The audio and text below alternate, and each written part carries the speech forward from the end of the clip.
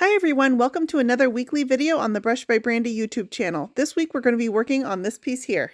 Okay, I wanted to talk a little bit about my Surf Prep sanding system, and that's because I'm going to be using it extensively to prepare this drawer for paint. So let me talk a little bit about the abrasives that come with the sander, because that's really important for uses like this where I've got this chipping and peeling finish that I want to sand smooth and get rid of all the chippiness before I get this any paint on this. My paint that I put on top will only be as good as the surface that's underneath it. So the sander itself has a pad on here. Mine desperately needs to be replaced. I actually have one. It just comes off with 4 screws. I just haven't taken the time to do that yet. So ignore that my sanding pad is really worn down right now. But the one thing you want to make sure that you always are using with your Surf Prep is a pad saver. And the pad savers come in different thicknesses. So I'm going to show you a couple of the pad savers here. And this literally is a little interface pad that will save the sanding pad that's on your sander. So I do use these, but it still wears down over time. So when you want a little bit of squish, you can add the thicker one. If you're just using it for sanding regular flat surfaces, you want to make sure this is always on your sanding pad. Okay, it just velcros right onto there, and then you can attach whatever grit sandpaper you're going to be using. So this is exactly how I would sand a flat surface if I was stripping a top or doing any kind of work like that. I would just use the flat pad protector, and then my sandpaper would go right on top. But what about when I need to sand curves like this? So I have a couple options. I can use this thicker pad here. So I can use this thicker pad here, and then I can take my sandpaper and I can attach it over the top, and that gives me some give in there, but it's still going to have the rigidity of the paper itself. This is one of the films. I'm saying paper, but it's actually one of their films. So it's still going to have a little bit of rigidity, but it gives me some pad. So that's not going to get into these deep crevices like this here, but it will get around the edges better than just the flat surface would with just this pad saver on there. So that's one option. Another option is I can take one of the abrasives that has the pad built into it. Now this is much softer, much more flexible. This is what I would use to get into curves like this. So let me show you the difference. This attaches right onto here. Let me attach my pad saver. For this, I would just use my regular flat pad saver because I'm getting the cushion from the abrasive itself. Okay, so I've got my pad saver on, I've got my abrasive, and this conforms to that surface much better. So this is what I'm going to use to actually sand these grooves right here. Now I just mentioned the difference between a film and a paper. So Surf Prep carries sanding papers that are these here, and they come in a variety of grits, and then they have their films. The film versus the paper, I find this to be personal preference. I think I actually really like the papers, but that is a personal preference thing. So try them both out, see which one works better for you. I tend to like the papers a little bit better, but I think that's an anomaly. Most people like the films better. And that just is a variance in how they wear and what you prefer. And then another option is the screens. So a screen is this here, and this is what I would use for sanding bare wood. And it just allows a lot of the dust to pass through the screen itself. So these are great when you want to strip a top and you're just trying to get through it. These are muscle. These are 100% muscle. So these are the screens. And you put any of these 3 on, you would put your pad saver on first, and then you can put any of these over the top. They all have the same Velcro backing on them, and they just, so you can kind of mix and match your pads. Your pad saver. You can mix and match them depending on what you're sanding. Now this is something that I find you kind of have to learn a little bit, what works best for what. So the sanding kit from Surf Prep does come with a good variety in it for you to learn what you like the best. The foam abrasives also come in a little bit thinner option, and these have a little bit of cushion to them, but they're even less flexible than the thicker option that I already showed you, which is on my sander right now. Oops. So you'll see here how flexible this is versus how flexible this is. And the only difference is the type of surface that you need to get around. If you just need a little bit of give, you can see how that squishes in my fingers there. A little bit of give, this will do the job. But if you've got heavier crevices, you need more give in your sanding sponge. Okay, so that's a little breakdown in the Surf Prep sanding pads. What I'm going to use is I'm going to use this thicker pad here to get around these curves. And then I'm just going to use a flat sandpaper to get into this flat area here, and that will be how I scuff sand and get this piece ready for paint. I also have out a stainless steel brush, so once I sand this, I can take my brush and just brush anything loose that might be still in these deep crevices that the sander can't quite get to. And that way I know I've gotten rid of anything that might be loose on this existing finish. So I'm going to get to work sanding right now.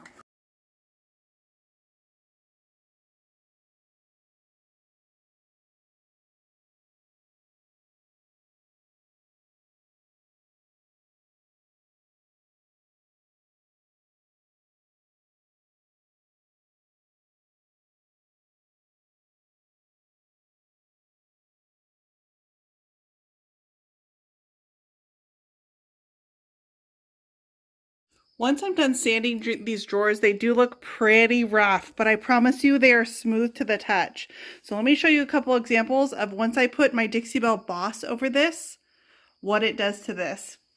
So I've cleaned these really well after I sanded, and this is what they look like after a coat of Boss. So they will get 2 coats of Dixie Belle Stain and Odor Blocking Primer called Boss. And I chose Boss because I exposed so much of that wood, and Boss will block any stains from those wood tannins from coming through onto my paint. So that's why I chose this. I didn't need slick stick on these, even though they had a fairly slick enamel finish, and that's because I scuff sanded them really well. So the options are you either slick stick or scuff sand and Boss. And so on this one, scuff sand and Boss was the better choice because I'd exposed that wood and I had already scuff sanded them. And here's where I landed on this piece after 2 coats of Dixie Belle Boss in gray and sanding my top down using my Surf Prep sander. All right, our 2 coats of Dixie Belle Boss, which is our stain and odor blocking primer, is nice and dry on this piece. And so now I'm going to take one of the Dixie Belle sanding sponges. These are just a fine grade 220 grit sanding sponge, and I just could do a light pass over my piece. Okay, and I do this in between every coat. And once you've done that light pass with the sanding sponge, you'll understand the difference that it makes in your coat. It just takes down the chalkiness, a little bit of the grit, and then anything that might have dried and got stuck in your paint, like I just had a little gnat there that flew into my paint at some point. And then I just take a damp rag or a tack cloth and I'm going to tack all that dust off. I want to make sure that I don't leave that on my surface for my paint. So now when I run my hand over, I've got a nice smooth finish with my base laid. The color we're going to be using for this piece is Dixie Belle Palmetto, which is a really rich green. So I'm going to take my Palmetto and then I'm going to lay it on using my Dixie Belle Mini. This is the mini brush from Dixie Belle. I like to use a little bit of water on my brush, and sometimes I will even dampen my surface too. So I'm going to work that water into my bristles. That helps my brush not absorb as much paint into it while I'm painting.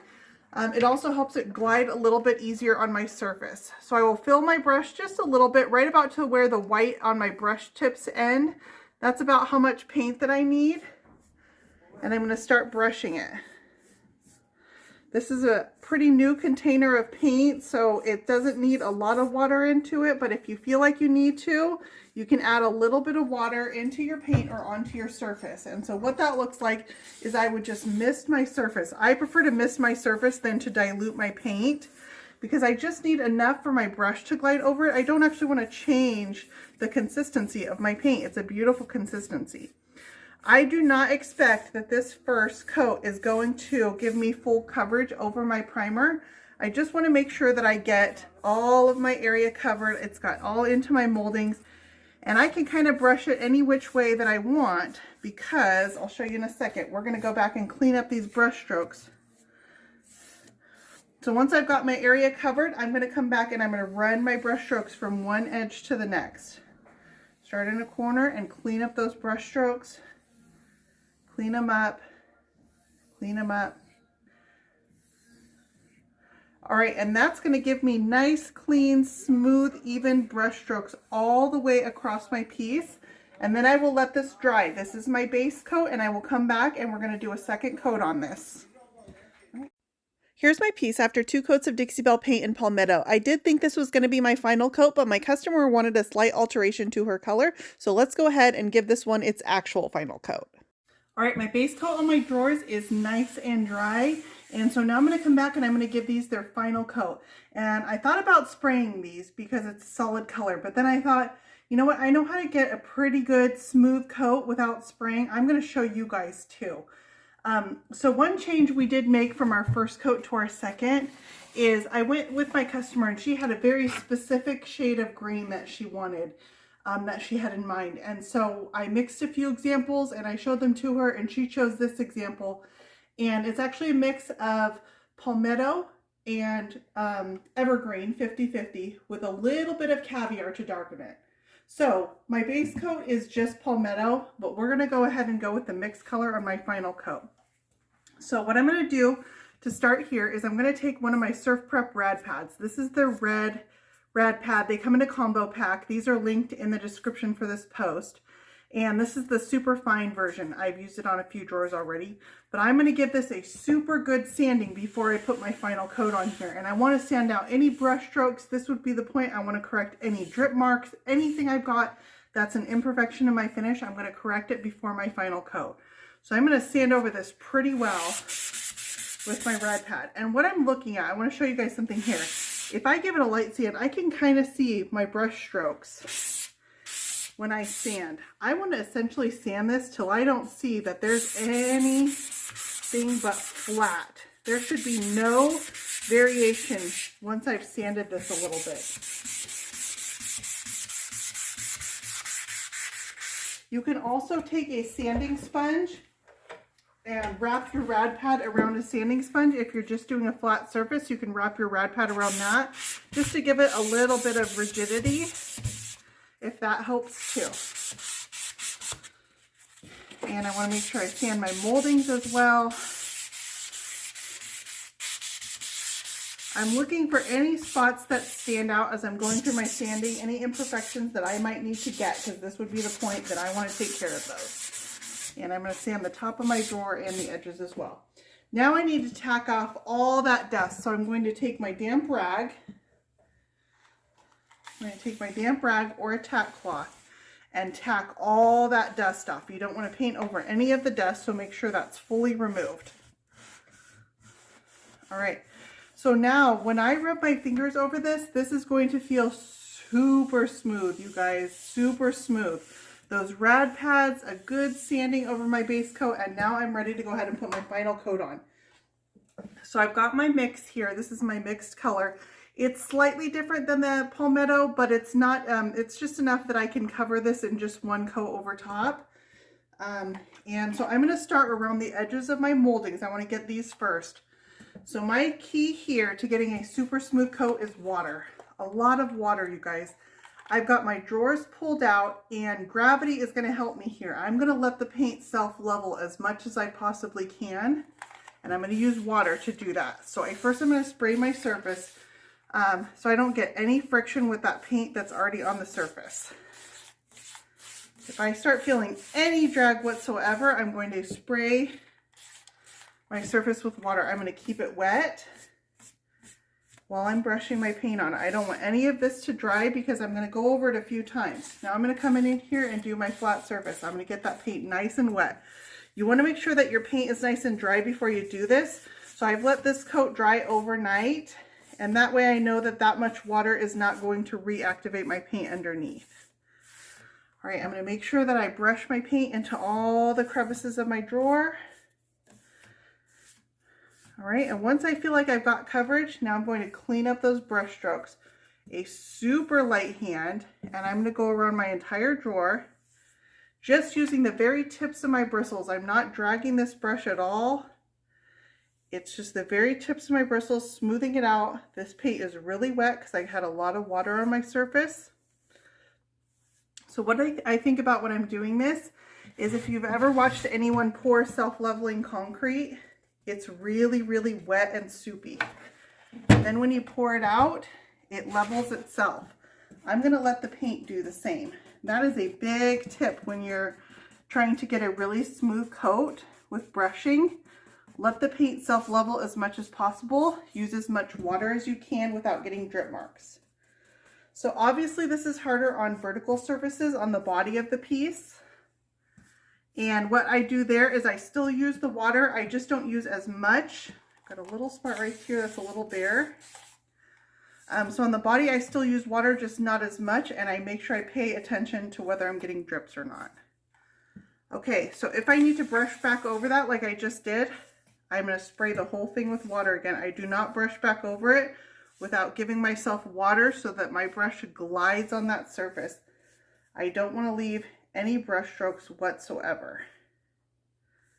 And I'm just pulling out from these corners, cleaning up any area my paint might have gathered. All right, that looks pretty good. Do this side too, clean that corner up. Let's go ahead and do another drawer.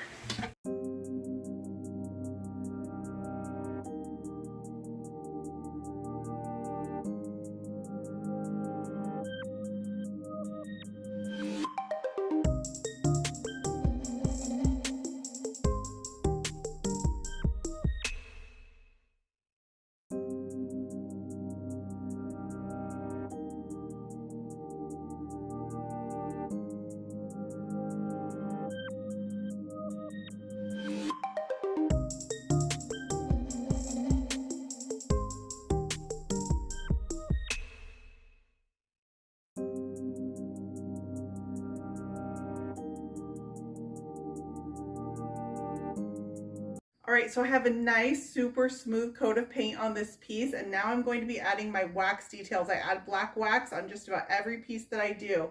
And what the difference on this piece is it means taking a box from here, a plain paint finish, to here is where we're going to end up. So let me show you how I'm getting from there to there.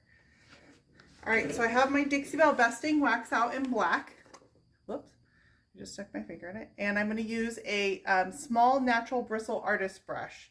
So I'm just going to take my Dixie Belle Besting wax and I'm going to basically outline this square.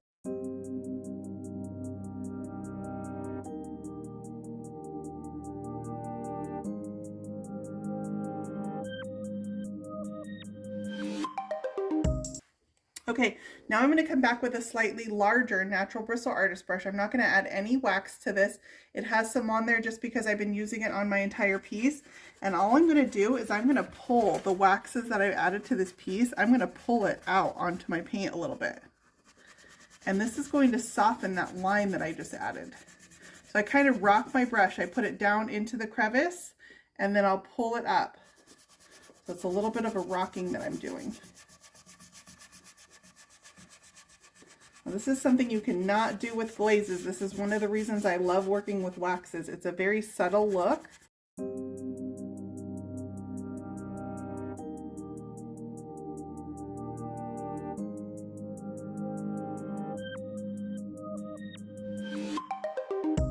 I'm going to take a rag and I'm going to buff that wax out. This is going to smooth it out even more, and it's just going to leave the wax that's absorbed into the paint. This is raw paint, it's unsealed, you guys. If you feel nervous about doing this step, another option is you can seal your paint beforehand, and that will give you more control over the waxes. It will also allow more of them to wipe away.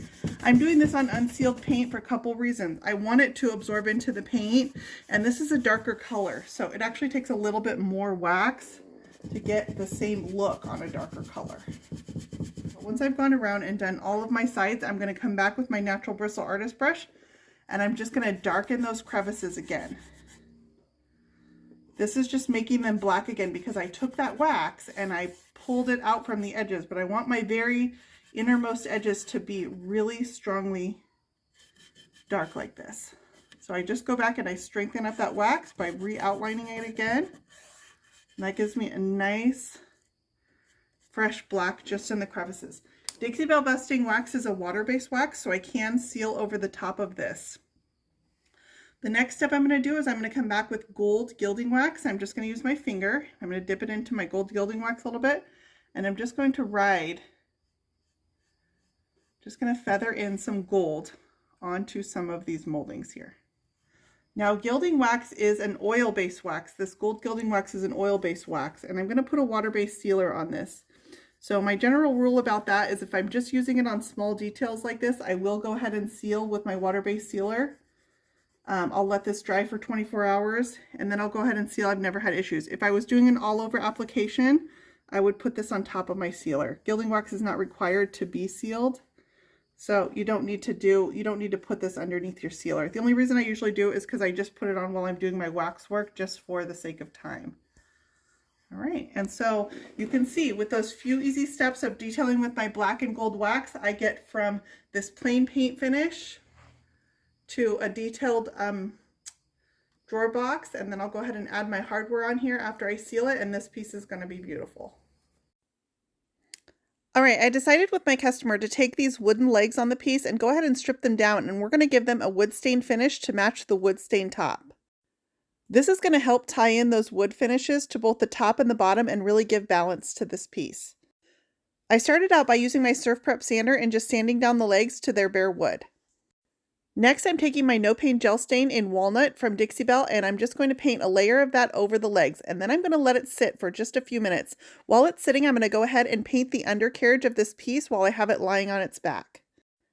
This just gives nice finished edges to the underside so it looks clean from every angle.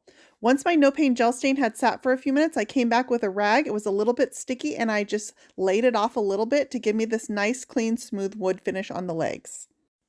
I'm really glad we did this. I think the wooden legs add really nice balance to the piece. All right, I am going to go ahead and apply some clear coat to the top of this piece, and I'm going to go ahead and roll it on. So I'm using, these are the Whiz-Lock rollers, and I get it slightly damp. I just use either my mister bottle or I just run my hand under the sink and then just dampen the exterior of it. I don't want it dripping, so you want to make sure that it's not so wet that it's actually dripping. And then I've made sure my gator hide was nice and well stirred, and I poured a little bit into a roller tray here. So I'm going to go ahead and put some on my roller, and then I'm going to roll it off. A lot of people also like to use a paper plate for this, and that works okay too. So I'm going to go ahead and I'm going to start rolling this on, and I'm going to start from one end, and I want to go all the way down to the other end. And I'm going to back roll over it a couple times. Okay, once I've got my area covered, I'll do one long roll all the way down to the end. And then I want to come and I'm going to slightly overlap my last pass so that I don't leave a thick line there. I want to make sure that I'm not leaving thick lines in between my pass. Feather those out as you're going. It will leave a little bit of roller texture, but I found after you do a few coats like this, the roller texture kind of disappears and solves itself. All right, and I'm going to feather out that line in between the two. If your coat looks streaky when it's going on, it's going to dry streaky, okay? So you want to make sure when you're rolling it that you're paying attention to trying to keep it as even as possible. But with these rollers, I found that rolling on gator hide, they dry pretty close to a sprayed finish if you make sure that you brush it on right. I'm going to brush on thin, even coats. I'd rather have to do multiple coats than have them on too thick. I'm refilling my roller in between each pass. Make sure I get it all the way down the length. And then coming back and just rolling out any line in between the two with my last transition. I'm going to even this one out a little bit too. And I'm just using a very light hand for that pass. You don't want to roll over it too much. Gator hide does start to set up fairly quickly. So once you get it on, try to let it dry if you can. I'm probably going to do 3 rolled coats or so. With the top and the body of this piece sealed in Dixie Belle gator hide, this one is ready. I went ahead and put my hardware back on and used a little bit of my gold gilding wax just to brighten it up and make it match the color of the moldings. The finish on this piece is incredibly smooth. It looks like a sprayed finish, but it was all done with a brush. The wooden details and the earthy green really give this a smooth, rich look. I'm super excited about this one. As always, you can find links for everything we used in this video in the description for this post. If you enjoyed this video, I hope you'll click that subscribe button. You can also find more Brush by Brandy on Facebook, Instagram, Pinterest, YouTube, and on my website at brushbybrandy.com.